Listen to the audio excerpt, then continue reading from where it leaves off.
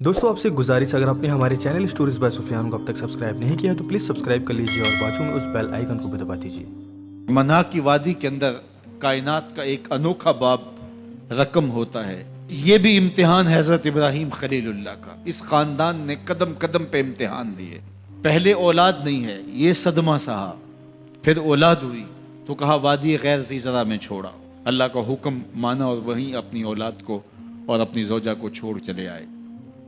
फ़लस्तीन में आके आबाद हो गए। फलम्मा बलग माहु साया, कुरान बताता है जब वो चलने के काबिल हुए। एक रिवायत में 7 साल, 8 साल या 9 साल उम्र। बाज ने बलगा से बलूगत की उम्र मुराद ली है। अब हुक्म होता है जाओ मिलाओ। लेकिन यार मैं जद्दा गया तो वहाँ एक दोस्त के यहाँ ठहरा, तो उस घर के अंदर खिलौनों की बोरियां थी। तो मैंने उसको कहा कि आप ये कोई कारोबार करते हैं? तो उसका दोस्त भी था साथ, तो वो मुस्करा के कहने लगा कि ये कारोबार नहीं करता, बड़ी देर के बाद अल्लाह ने इसको बेटा दिया है। तो अब ये पाकिस्तान जा रहा है, तो जब भी बाजार जाता है 10-20 खिलौने खरीद लाता है। तो ये कितनी बोरियां खिलौनों की भर गई हैं, तो ये बुक करवाएगा, ऐसे तो नहीं इतने जा सकते। तो यार इतने अरसे के बाद बेटा हुआ और बाप मिलने जा रहा है, तो उसने खिलौने जमा किए। लेकिन ये कैसा बाप है जिसको हुक्म होता है इतने तवील अरसे के बाद बेटे को मिलने जा रहे हो, एक छुरी ले लो, एक रस्सी ले लो। यार इनके नाम बाकी हैं तो यूं ही बाकी नहीं हैं।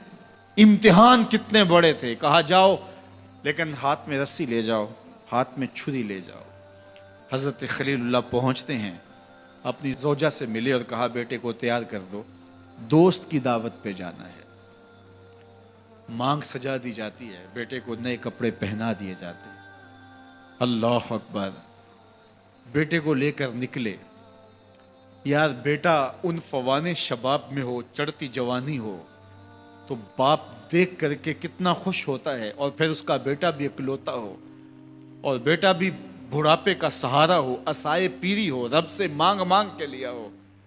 और फिर बेटा भी वो जिसकी पेशानी में मोहम्मद का नूर चमक रहा है। ऐसा बेटा तो चेहरे की बलाएं लेने को जी चाहता है।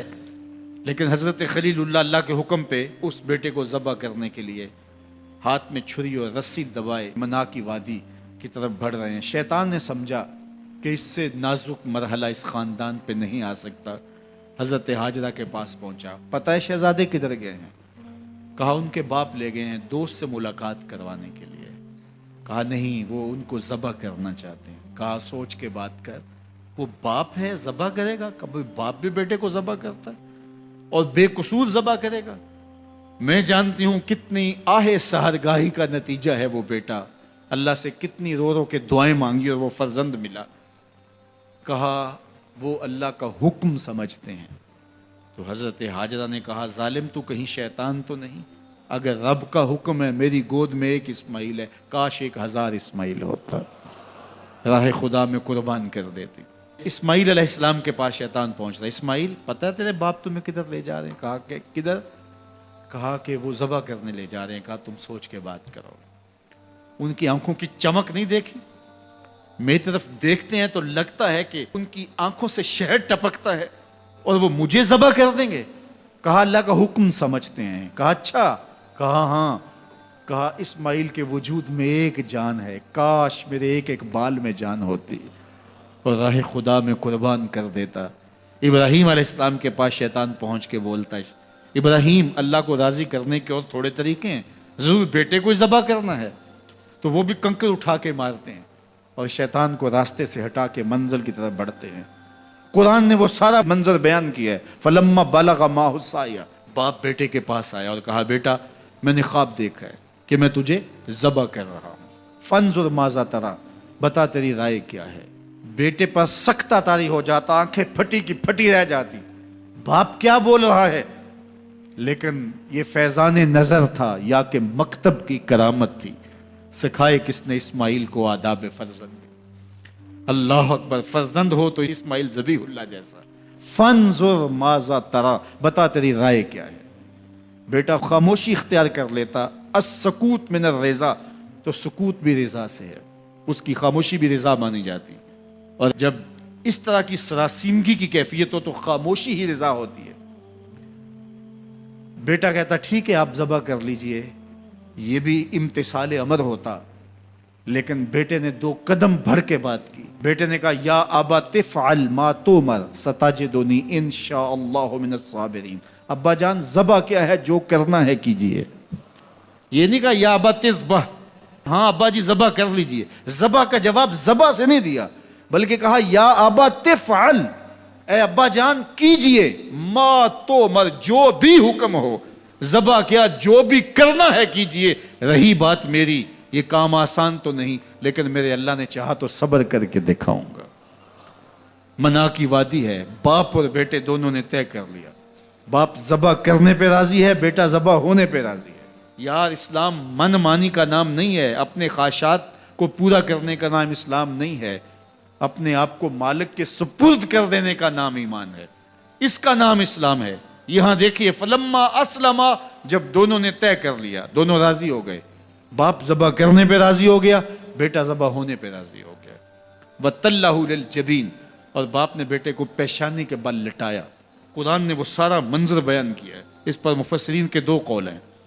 ایک یہ کہ الٹا لٹایا تاکہ کفا سے ذبح کروں، گردن کے پچھلے حصے پر چھری رکھ کے ذبح کروں گا، منمونہ چہرہ میری آنکھوں کے سامنے نہ ہو، اور میرے دل کے اندر کوئی جذبہ رحم نہ جاگے جس سے اللہ کے حکم کی تعمیل میں دیر ہو جائے۔ اور دوسرا معنی یہ کیا کہ آپ جانور قربانی کے لیے ذبح کرتے ہیں تو اس کی گردن کو بل دے کے اس کی پیشانی کو زمین پہ لگا دیتے ہیں تاکہ یہ رگیں تن جائیں اور ذبح کرنے میں آسانی ہو۔ حضرت اسماعیل کی معصوم گردن کو بل دے کر کے ان کی پیشانی پتھر کے ساتھ جوڑی گئی۔ وَتَلَّهُ لِلْجَبِينِ، پیشانی کے بل یوں لٹایا گیا کہ گردن کھل جائے اور بیٹے کو ذبح کرنا آسان ہو۔ آنکھوں پہ پٹی باندھ لی کہ یہ منظر تو دیکھا نہیں جا سکے گا، اللہ کے حکم کی تعمیل بھی باہر صورت کرنی ہے۔ سعادت مند بیٹا بولتا ابا جان مجھے رسیوں سے جکڑ لیجئے، کہیں ایسا نہ ہو کہ میں تڑپوں اور اللہ کا حکم پورا کرنے میں آپ کو دیر ہو جائے۔ باپ بیٹے کو رسیوں سے جکڑ لیتا ہے، ہاتھ میں چھری پکڑی ہے، ذبح کرنے لگتے ہیں تو بیٹا بولتا ہے ابا جان رسیاں کھول دیجئے۔ کیوں؟ آپ کا منصوبہ، آپ کا پروگرام تبدیل ہو گیا؟ کہا نہیں۔ تو پھر کیوں رسیاں کھولوں؟ کہا کہیں ایسا نہ ہو کہ کل کا مورخ لکھے کہ باپ ذبح کرنا چاہتا تھا، بیٹا ہونا نہیں چاہتا تھا، باپ نے باندھ کے کیا۔ کھول دیجئے، نہیں تڑپوں گا۔ رسیاں کھل جاتی ہیں، بیٹا پیشانی کے بل لٹایا ہوا ہے، ہاتھ میں چھری پکڑی ہے، منا کی وادی ہے، کارکنان قضاء و قدر کی چیخیں نکل رہی ہیں، حوریں تھرا رہی ہیں، زمانہ کانپ رہا ہے، منا کی وادیوں پر تھر تھراہٹ ہے، مالک قیامت آنے والی ہے۔ فرشتے بھی پوچھ رہے ہیں کہ مالک کیا ہونے والا ہے؟ کہا تم کہتے تھے انسان کو پیدا کر رہا ہے، سجدے تو ہم کریں گے، ذرا میرے بندے کی ادا تو دیکھو، ذرا میرے بندے کا انداز محبت تو دیکھو، میری فرما برداری، انقیاد امر اور اطاعت اور امتثال امر کی مثال تو دیکھو، ذرا دیکھو میرا بندہ میرے حکم کی تعمیل کیسے کر رہا ہے۔ اللہ اکبر، کائنات آنکھیں جھپک رہی ہے، سورج منہ چھپا رہا ہے کہ یہ منظر دیکھا نہیں جا رہا، اور منا کی وادی تھر تھر کانپ رہی ہے کہ ایک بوڑھا باپ ہاتھ میں چھری پکڑے اپنے نونہال فرزند کو ذبح کرنا چاہ رہا ہے۔ عجیب منظر ہے کائنات کے اندر۔ حضرت ابراہیم آگے بڑھے، بیٹے کی گردن پہ چھری رکھی اور پوری قوت کے ساتھ چھری کو جنبش دی۔ اللہ اکبر، لیکن ایک بال بھی نہیں کٹا۔ پاس پڑے پتھر پر چھری کو مارا، لما تقطع یا سکین، چھری کاٹتی کیوں نہیں؟ چھری نے آواز دیا الخلیل یامرنی والجلیل ینہانی، خلیل مجھے کاٹنے کا کہتا ہے، رب جلیل کہتا ہے خبردار ایک بال بھی کاٹا تو۔ کہا چھری تیرا کام تو کاٹنا ہوتا ہے۔ کہا حضرت آگ کا کام بھی تو جلانا تھا، جس نے آگ کو جلانے سے روکا تھا آج اس نے مجھے کاٹنے سے روک دیا۔ اس کا یہ مفہوم بھی نکالا جا سکتا تھا کہ میں نے تو چھری چلا دی، اب چھری نے کچھ نہیں کیا تو میرا کیا قصور۔ اللہ اکبر، دوبارہ چھری تیز کی اور حلق پر چھری کی نوک رکھی اور اپنا سارا وزن ڈال دیا، گردن کٹ گئی، خون بہنے لگا، اور دل میں تھا کہ اتنا بڑا کام جو میں نے کر لیا۔ لیکن جب پٹی کھولی تو دیکھا منظر بدلا ہوا ہے، جس کو بیٹا سمجھ کے ذبح کیا وہ بیٹا نہیں تھا، دمبا تھا، اور جبریل امین پاس کھڑے ہیں اور اسماعیل مسکرا رہے ہیں، بے ساختہ زبان سے نکلا اللہ اکبر. تو حضرت اسماعیل بولے لا الہ الا اللہ واللہ اکبر. جبریل بولے اللہ اکبر وللہ الحمد. اب یقین تھا کہ یہ سارا اہتمام ادھر سے جبریل کا آنا، اور دمبا پڑا ہے اور ذبح پڑا ہے اور جبریل امین موجود ہیں تو یہ یہی لے کر آئے ہوں گے، اور بیٹا مسکرا رہا ہے. یہ سارا منظر، یہ قرینہ حالیہ بتا رہا تھا کہ یہ سارا الوہی اہتمام ہے، رب نے قربانی قبول کر لی. لیکن صرف اتنا ہی نہیں ہوا کہ یہ قرینہ حالیہ آپ کو یقین دلاتا، بلکہ منا کی وادی چمکنے لگی اور وہی کے اجالوں سے پوری وادی روشن ہو گئی، اور آواز آنے لگی وَنَادَيْنَاهُ يَا إِبْرَاهِيمُ قَدْ صَدَّقْتَ الرُّؤْيَا إِنَّا كَذَلِكَ نَجْزِي الْمُحْسِنِينَ. یہ منظر دیکھا تو ابراہیم ابھی کوئی سوال کرتے، کسی سے پوچھتے کہ یہ کیا ہوا، اتنے میں وہی نازل ہوئی اے ابراہیم تو نے واقعی خواب پورا کر دکھایا. اِنَّا كَذَلِكَ نَجْزِي الْمُحْسِنِينَ. ہم اپنے بندوں کو یوں ہی صلہ دیا کرتے ہیں. تیرے بیٹے کو ذبح نہیں کروانا تھا تیرے ہاتھوں سے، ہم نے تیرا امتحان لینا تھا. بس ابراہیم تیرا امتحان پورا ہو گیا. ہم نے تیری سنت کو اب قیامت تک کے لیے باقی رکھا، قیامت تک کے لیے باقی رکھا. اور پھر خود میرا رب کہتا ہے سلام علی ابراہیم، ابراہیم تیرے اوپر سلام ہو.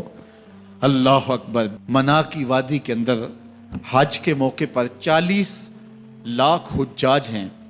تو کچھ شیوخ عرب کے اور باقی عمرا مخیر سعادت مند لوگ 100 قربانیاں بھی پیش کرتے ہیں.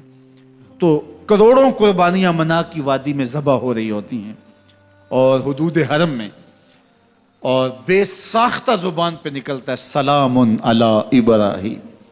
ہر سال یہ شور و غوغا ہوتا ہے کہ اس مرتبہ قربانی بہت مہنگی ہے، شاید زیادہ لوگ قربانی نہیں کر پائیں گے. لیکن جو ہی موسم قربانی کا آتا ہے، گلیوں اور بازاروں کے اندر جانور گھوم رہے ہوتے ہیں اور ان کو دیکھ کے بے ساختہ زبان پہ آتا ہے سلام علی ابراہیم، ابراہیم تیرے اوپر سلام. تو یہ کتنا بڑا امتحان تھا، کتنی بڑی آزمائش تھی. لیکن اس آزمائش سے سرخرو نکلے، نمبر بھی پورے 100 حاصل کیے، کامیاب اور بامراد اور کامگار ہوئے. آج ہمیں اس سنت کو باقی رکھ کر کے ہمیں وہ یاد تازہ کی جا رہی ہے کہ میرے ایسے بندے کہ جو میرے حکم پہ اپنی سب سے عزیز چیز بھی قربان کرنے سے گریز نہیں کیا کرتے. ہمارے ایک بزرگ فرمایا کرتے تھے کہ ہر بندے کا ایک اسماعیل ہوتا ہے، جب تک وہ اپنے اسماعیل کی گردن پہ چھری نہیں رکھتا رب کا قرب نصیب نہیں ہوتا. تو جو تمہاری محبوب چیز ہے اس کو راہ خدا میں جب تک قربان کرنے کا جذبہ نہیں پاؤ گے، تب تک تمہیں وہ منزل نصیب سعادت کی نہیں ہوگی.